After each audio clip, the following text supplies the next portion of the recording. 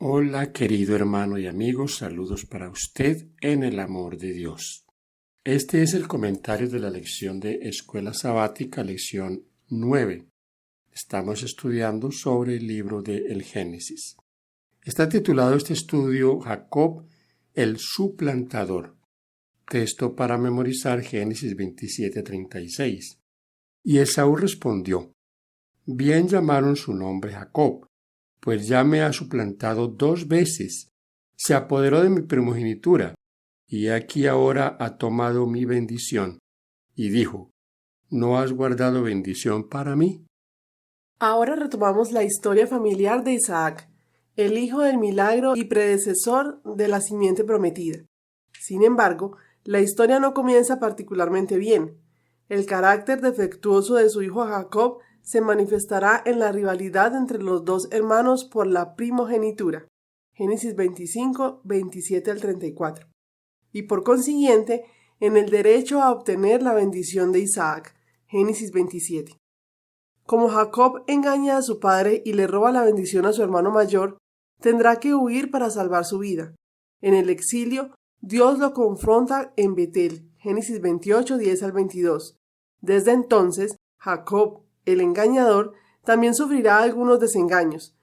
En vez de Raquel, a quien Jacob amaba, Génesis 29, le llevaron a Lea, la hija mayor, y él tendrá que trabajar 14 años para ganarse a sus esposas. Sin embargo, Jacob también experimenta la bendición de Dios porque en el exilio tendrá a sus 12 hijos y Dios aumentará su riqueza. Por lo tanto, en todo lo demás que veamos en la historia, podremos ver que Dios cumplirá las promesas de su pacto, de una u otra forma, sin importar la frecuencia con la que su pueblo falle. Lección para el domingo. Jacob y Esaú.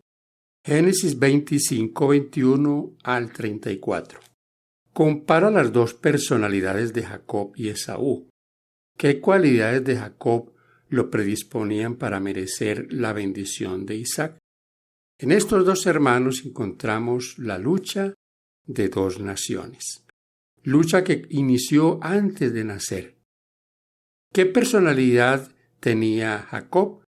Una personalidad más dedicada a lo de Dios. Un hombre más quieto, más tranquilo, un hombre que contemplaba y un hombre que en el fondo aprendió a amar a Dios. No así su hermano Esaú. Esaú dice la Biblia que era un cazador, un hombre más rudo, más dado a las cosas del campo, un hombre con menos decisión por Dios, totalmente. Encontramos en Esaú al hombre que representa la carnalidad, el que las cosas espirituales le interesan poco, no son parte de su vida, no son parte de lo que a él lo preocupe. Hay una representación de Esaú hoy marcada en el mundo, el hombre que desprecia lo espiritual, que tiene lo espiritual en menos. Dice en la carta a los Hebreos, en el capítulo 12, el versículo 16, lo siguiente: no sea que haya algún fornicario o profano como Esaú, que por una sola comida vendió su primogenitura. ¿Hay diferencias en esos dos hermanos? Claro que sí. Jacob tenía una tendencia, aunque era un hombre con muchos errores, su tendencia siempre era a confiar en Dios. Ese es el carácter que deberíamos nosotros de cultivar. No un carácter de alguien que cree que no comete errores o que es perfecto. El carácter de alguien que a pesar de sus equivocaciones acudirá a Dios siempre. Las promesas hechas a Abraham y confirmadas a su hijo eran miradas por Isaac y Rebeca como la meta suprema de sus deseos y esperanzas. Esaú y Jacob conocían esas promesas. Se les había enseñado a considerar la primogenitura como asunto de gran importancia, porque no solo abarca la herencia de las riquezas terrenales, sino también la preeminencia espiritual. El que la recibía debía ser el sacerdote de la familia, y de su linaje descendería el Redentor del mundo. Patriarcas y Profetas, páginas 175 y 176. Podemos ver, mis hermanos, para complementar este estudio la importancia y la relevancia de lo espiritual. Lo espiritual primero, las bendiciones de Dios primero. Ahora, siempre nos hemos preguntado por qué Jacob y su madre tuvieron la idea de engañar a Isaac. ¿No hubiese recibido esa bendición de alguna manera, como Dios posiblemente lo hubiese hecho, o sea, a la manera de Dios, no a la manera de ellos? Claro que sí. Pues el resultado de este engaño fue trágico. Añadieron más penas a la familia. Una familia de por sí que tenía dificultades. Una familia disfuncional. Podríamos recordar aquí lo que sucedió con Jacob y los dos hijos de José. Génesis 48, 8 al 20. Jacob iba a dar la bendición a los hijos de José. La bendición siempre se daba colocando la mano derecha sobre el hijo mayor y la izquierda sobre el menor. Pero Jacob, aún ya estando ciego, hizo todo lo contrario. Colocó su mano derecha sobre el menor y la izquierda sobre el mayor. Esto molestó a José, pero Jacob le dijo: «Deja, hijo, porque así debe ser». ¿No hubiese hecho Dios algo parecido con Jacob? Y no él tener que engañar a su padre de una manera tan abierta y deliberada como lo hizo. Sí. ¿Qué es aquí lo que también podemos ver? No podemos esperar. Las cosas son a nuestra manera. Día lunes, la escalera de Jacob. Textos para esta parte los encontramos en Génesis 28, 10 al 22. Esta es una escena bonita, una escena que inspira. La escalera, el sueño de Jacob. Jacob ha tenido que huir de su hogar, pues su hermano lo buscaba para matarlo. Y aquí, con sus preocupaciones, tal vez pensando en su futuro, en qué haría, Dios se le aparece. Mis hermanos queridos, el Dios del cielo, el que siempre está preocupado por sus criaturas, está allí presente para consolar a su siervo, para mostrarle que no está solo. Dice el texto que los ángeles suben y bajan por esa escalera que es una representación vivida de Jesús. Jesús, nuestro ayudador. Jesús, quien ha prometido estar siempre con nosotros. El ángel de Jehová acampa alrededor de los que le temen y los defiende. La escalera se vincula con el intento de Babel de llegar al cielo. Como la torre de Babel, la escalera llega a la puerta del cielo. Pero, mientras que la torre de Babel representa el esfuerzo humano por subir para llegar a Dios, la escalera de Betel enfatiza que el acceso a Dios solo se puede lograr por intermedio de Dios que viene hasta nosotros, y no mediante el esfuerzo humano. En cuanto a la piedra, sobre la que Jacob puso la cabeza y tuvo el sueño, se convierte en el símbolo de Betel, casa de Dios, Génesis 28, 17, y Génesis 28, 22, que apunta al templo, el santuario, el centro de la actividad salvífica de Dios para la humanidad. Sin embargo, Jacob no limita a lo espiritual y lo místico su expresión de adoración y su sensación de asombro por lo que le había sucedido. Es decir, quería responder en términos concretos y visibles. Por lo tanto, Jacob decide apartar el diezmo para Dios, no para obtener la bendición de Dios, sino como una respuesta de agradecimiento al regalo que Dios ya le dio. Aquí nuevamente vemos la idea del diezmo mucho antes del surgimiento de la nación de Israel. En otras palabras, esta es la adoración práctica, no la adoración sentimental o la adoración solo de palabra. Aquí la adoración tiene algo en concreto. Jacob decide apartar el diezmo para el Señor. Podemos leer Génesis 28, 11, que dice, el diezmo, de todo lo que me dieres, el diezmo apartaré para ti.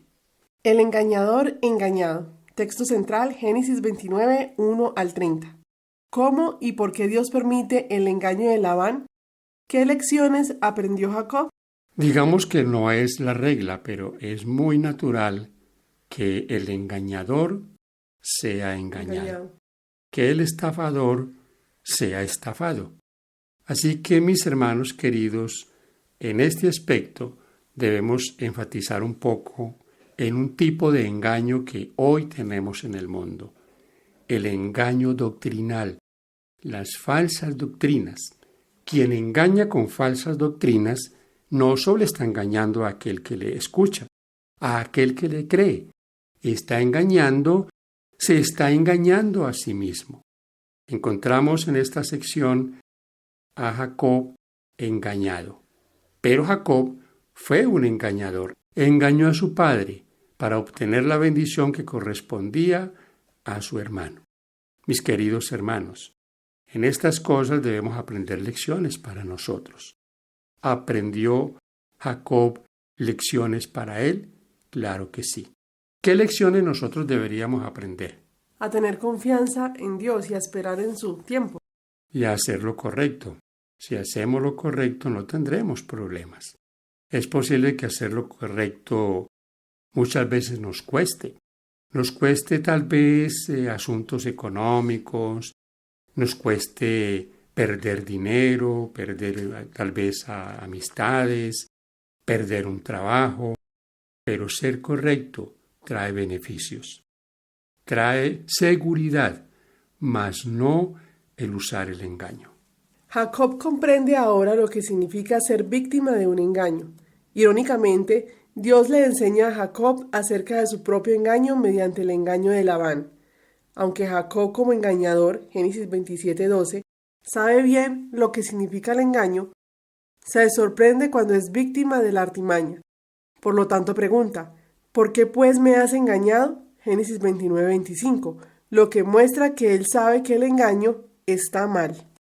Aquí tenemos la pregunta para reflexionar. Aunque Jacob era engañador, fue engañado. ¿Cómo podemos aprender a confiar en Dios cuando no vemos que se haga justicia?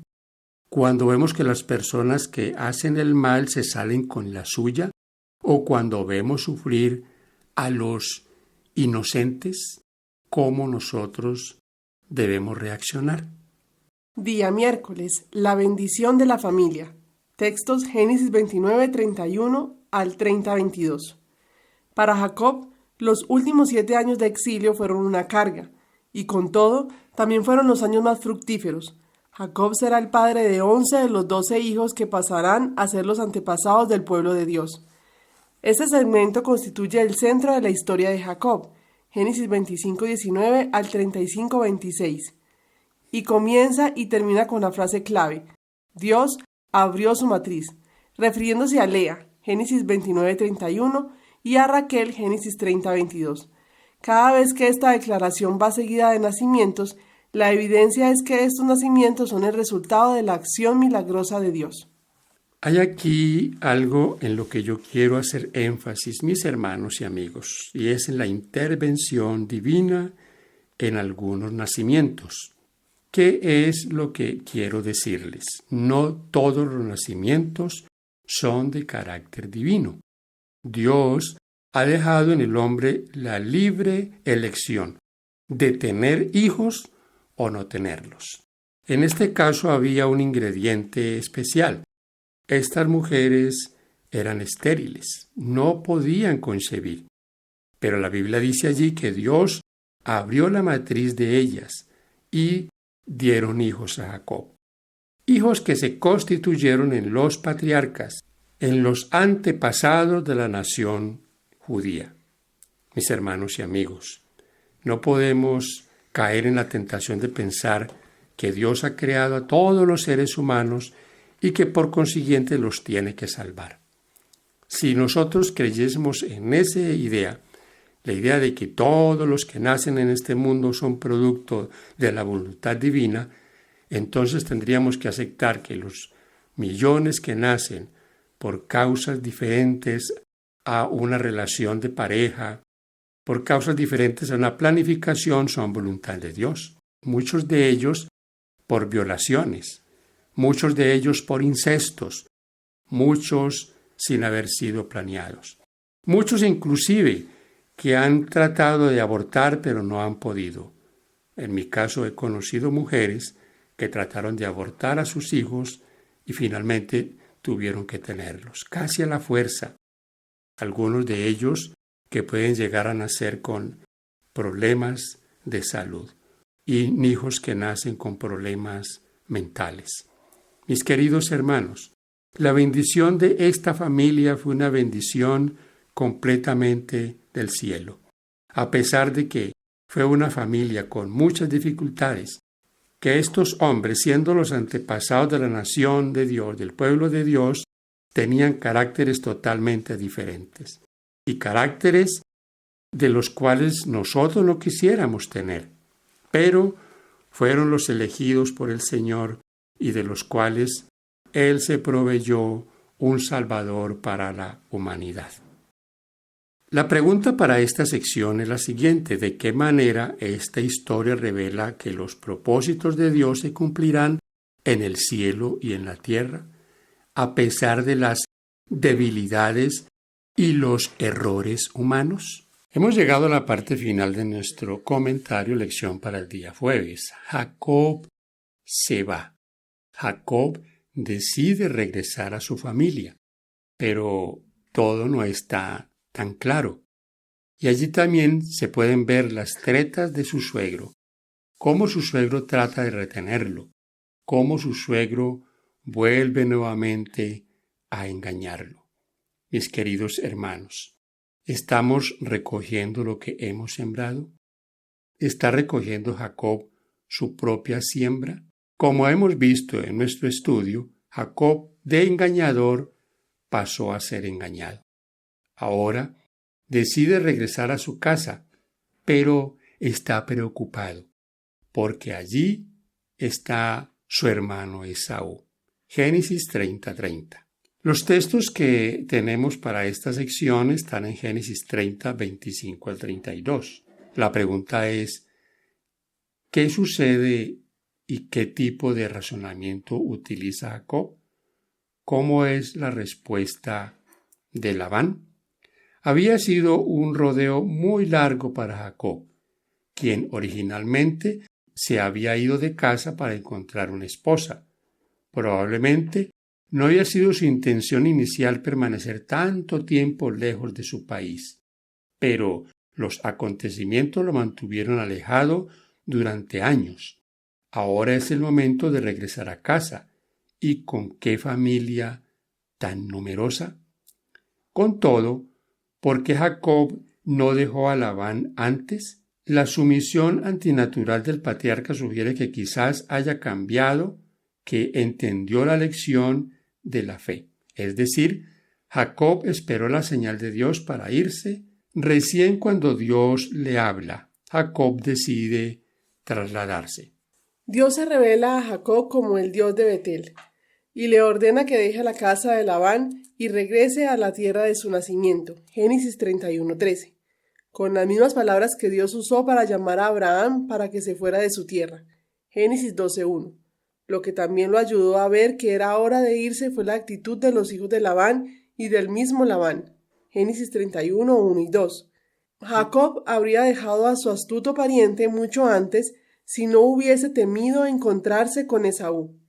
Ahora sintió que estaba en peligro frente a los hijos de Labán, quienes, considerando suya la riqueza de Jacob, podrían tratar de obtenerla por la fuerza. Patriarcas y Profetas, página 171. Por lo tanto, tomó a su familia y sus posesiones y se fue, y comenzó así otra etapa en la gran saga del pueblo del pacto de Dios.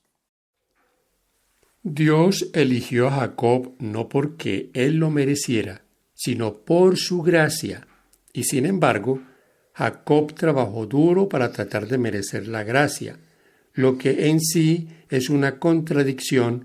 Si se la merece, entonces no sería gracia, sería por sus obras.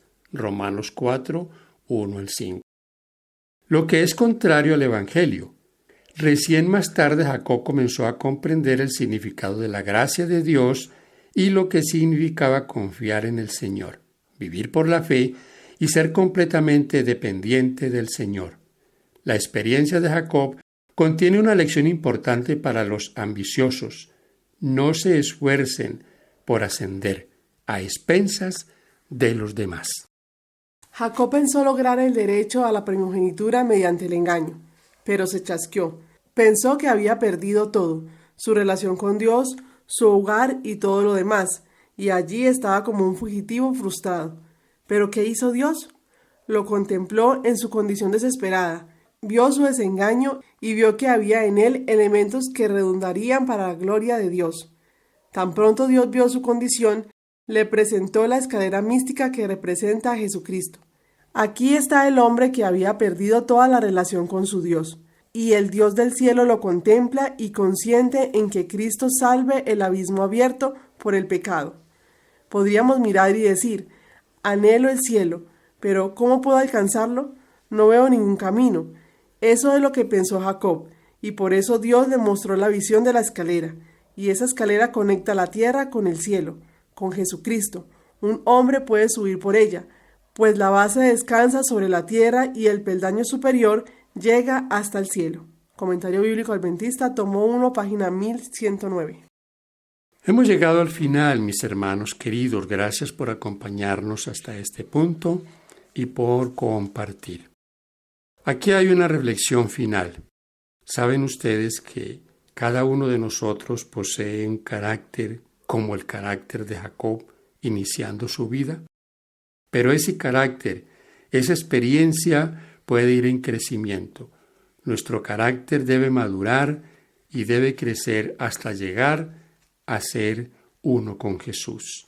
Esa debe ser nuestra experiencia y nuestra meta. Bendición para todos.